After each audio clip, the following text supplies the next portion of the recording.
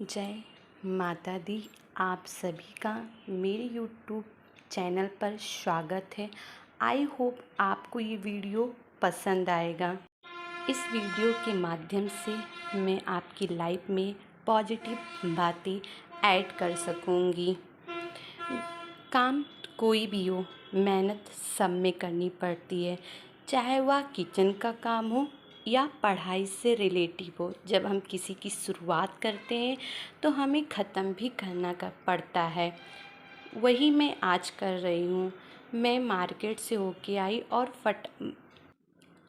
बहुत तेज़ी के साथ मैं अपना काम ख़त्म करने लगी, क्योंकि मेरे पास एक 2.5 साल का बच्चा भी है जिसका मुझे केयर करना होता है और ख़ुद की और फैमिली की भी केयर करनी पड़ती है। इसीलिए मैं फटाफट अपने काम ख़त्म करने जा रही थी, क्योंकि मुझे लगभग 11 बजे बैठना है पढ़ने के लिए। मेरा 1 वीक नाइट चैलेंज है, तो इसी को पूरा करने के लिए मैं अपने किचन का काम बहुत तेज़ी से करती जा रही थी। जब मैं तैयारी नहीं कर रही थी तो मुझे इतना जल्दी नहीं रहता था, पर जब कहते हैं ना, कोई चीज़ हमें पानी हो या किसी चीज़ की चाहत होती है, उसको पाने के लिए हमें एक टाइम बनाना पड़ता है। और मुझे भी लगता है कि अगर आप टाइम बना रहे हैं तो उसको फॉलो भी करिए। मैं पढ़ाई 11 बजे स्टार्ट करूँगी, पर मैं अभी से ही अपना काम स्टार्ट कर दी हूँ, क्योंकि किचन में इतने सारे काम होते हैं कि वो एक एक करके जब हम ख़त्म करते हैं फिर भी कुछ ना कुछ रह ही जाता है। जब हम 4-5 घंटा अपनी किचन को दे रहे हैं कम से कम, तो क्यों नहीं हम कुछ टाइम निकाल कर अपना भविष्य बना लें। आप किचन में कितने भी एक्सपर्ट हो, वो कोई मायने नहीं रखता। जब आपके साथ एजुकेशन जुड़ जाता है और फिर आपकी जॉब लग जाती है तो आप और भी काबिल हो जाते हैं और लोग आपको जानने लगते हैं। किचन में आने के बाद हम लोग की लाइफ एकदम सिमट जाती है, बाहरी कोई लाइफ ही नहीं होती। खाना बनाना, बच्चों को देखना, और शायद हम भी अपने आप को भूल जाते हैं कि हमारा लक्ष्य क्या है, हमें क्या पाना है। बस इसी को ढूंढने के लिए मैं निकली हूँ। मुझे लगा कि मैं अपनी पढ़ाई फिर से स्टार्ट करती हूँ और मैं अभी 1 वीक हुआ मैं अपनी पढ़ाई स्टार्ट की हूँ और मुझे अच्छा रिस्पॉन्स मिल रहा है। देखिए, यहाँ पर मैंने अपनी सब्ज़ी बना ली है। लगभग 9 ही बज रहे थे, मैंने आधा से ज़्यादा अपना काम ख़त्म कर सका है। आप तभी एक्सपर्ट हो सकते हैं जब आप मल्टीपल काम एक साथ करते हैं, चाहे वह किचन हो, पढ़ाई हो या कोई भी काम हो। जब आप एक काम को एक ही टाइम करेंगे तो शायद आप जीवन में उतना आगे ना जा पाए। जो मेरा एक्सपीरियंस कहता है कि मैं एक साथ कई काम करना चाहिए। जैसे मैं किचन में काम कर रही हूँ, पर मेरे दिमाग में यही है कि जितना भी किचन का काम हो मैं सारा कर लूँ। जैसे मॉर्निंग में ब्रेकफास्ट क्या बनाना, उसकी तैयारी, रात के जितने भी बर्तन में उसको जल्दी जल्दी साफ़ कर दूँ, जिससे मैं पढ़ने बैठूँ तो ये मुझे टेंशन ना रहे कि मुझे ये काम अभी बाकी है और मुझे करना भी है। इसी के साथ मैं अपने काम बहुत तेज़ी से कर रही थी। जहाँ सब्ज़ी मुझे आधे घंटे में बनानी होती थी, वो सब्ज़ी मैं 10-15 मिनट में बना चुकी होती हूँ, क्योंकि मुझे लगता है कि अभी नहीं तो कभी नहीं। मेरे पास अभी सिर्फ 3 मंथ के ही टाइम है, उसी में अपना मेहनत करने के लिए मैं सारे काम बहुत जल्दी से करती हूँ। और मुझे दिन में तो टाइम नहीं मिलता, मैं पढ़ भी नहीं पाती, क्योंकि देखिए मैं स्त्री को कैसे समझाती हूँ, कैसे उसको मनाती हूँ कि जिससे मुझे थोड़ा बहुत टाइम मिल जाए। और जब मिलता है, जब वो सो जाता है रात के 11 बजे 12 बजे, जब भी वो सोता है तभी मैं अपनी पढ़ाई स्टार्ट करती हूँ। उसी के लिए मैं अपना टेबल व्यवस्थित कर रही हूँ कि मैं अभी से सेटिंग करती रहूँ और मैं जैसे ही श्रेयांश सोए मैं तुरंत बैठने पड़ जाऊँ।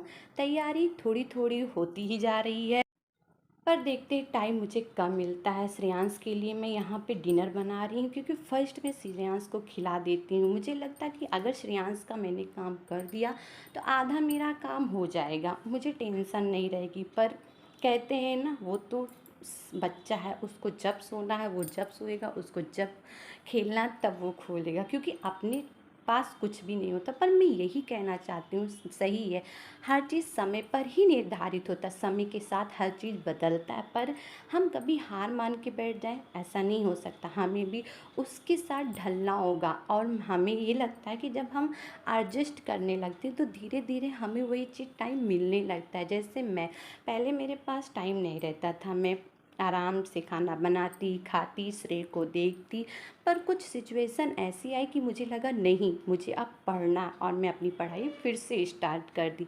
श्रेय का खाना डन हो चुका है, श्रेय को मैंने फेस मतलब साफ़ कर दिया।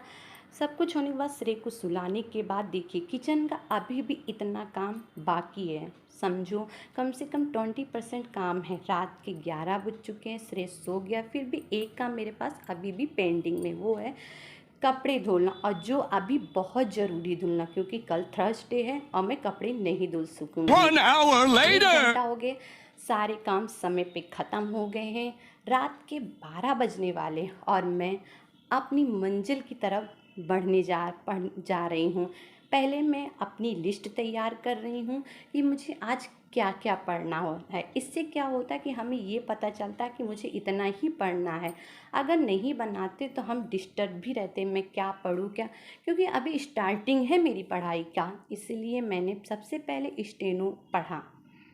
मैं एसएससी स्टेनो की स्टूडेंट हूँ, इसलिए मैं स्टेनो फर्स्ट ऑफ ऑल 1 घंटा स्टेनो को देखती हूँ एवरीडे। मुझे लगता है जो भी सब्जेक्ट है मैं उसको डिवाइड कर लूँ, और उसको कम से कम ज़्यादा टाइम तो नहीं दे सकती क्योंकि मेरे पास उतना समय नहीं है, पर दिन के कम से कम 4 से 5 घंटे मैं अपनी पढ़ाई को दे सकती हूँ, और वो टाइम मुझे मिलता है रात में। इसीलिए, क्योंकि मुझे लगता है सब कुछ असंभव है। मुझे टाइम से सोना है, टाइम से रेडी होना, टाइम से हर चीज़ देना है, पर कब तक रात में मैं नहीं सोऊंगी। मैंने यही डिसाइड किया और मैंने रात में पढ़ना शुरू कर दिया। लगभग 1 वीक हो चुके हैं और यही रात अब मुझे अच्छी लगती है। इन्हीं रातों में मुझे पढ़ना अच्छा लगता है और यही रात मेरी ख़ास दोस्त हो गई हैं। बस मुझे एक उम्मीद है कि मैं 3 मंथ या 4 मंथ में अपनी मंजिल को पाऊंगी, और कैसे पाऊंगी वो भी मैं जानती हूँ, क्योंकि मुझे पढ़ाई स्मार्ट तरीके से करना। आप चाहे एक हाउसवाइफ हो, एक गर्ल्स हो, या एक वुमेन हो, आप कोई भी हो, या फिर एक माँ हो मेरी जैसे, कुछ आपको अगर अपनी हर ड्यूटी निभाती हैं तो क्यों नहीं आप अपने लिए एक ड्यूटी निभाती हैं। चाहे वो आपकी इच्छा पढ़ाई में हो, या आपका कुकिंग में हो, या डांसिंग में हो, या सिंगिंग में हो, कोई भी हैबिट्स हो आपके पास, आप उसको जानिए और फिर करिए। हाँ, कुछ मेहनत लगता है, कुछ टाइम देना पड़ता है, बिना दिए हमें कुछ नहीं मिलता। जैसे किचन की बात ही ले लें, क्योंकि हमारा सबसे क्लोज किचन ही है जहाँ पर हम 4 से 5 घंटे बिताते हैं। अगर हम भूख लगी है, खाना बनाएंगे नहीं तो खाएंगे क्या।